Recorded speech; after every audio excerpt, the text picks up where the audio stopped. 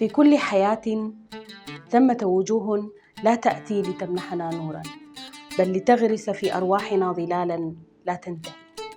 وجوه تتغذى على ضعفنا، تطيل بقاء جراحنا، وتقتات من أعمارنا كما يقتات الليل من آخر ما تبقى من النهار.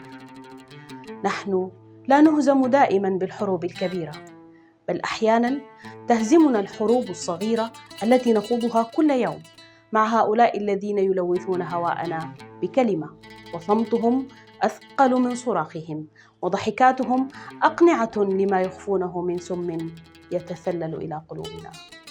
هؤلاء الذين يستهلكون أعصابنا، يسرقون طاقتنا، يحجبون عنا المعنى، لا يستحقون إلا بطاقة واحدة: كرت أحمر. كرتا نرفعه في وجوههم ليس لأننا نكرههم، بل لأننا نحب أنفسنا بما يكفي كي لا نموت ببطء في حضرة سمهم. في هذه السلسلة لن نفتح محكمة لأحد، بل مرآة لنا جميعا. كيف نتعرف إلى هؤلاء؟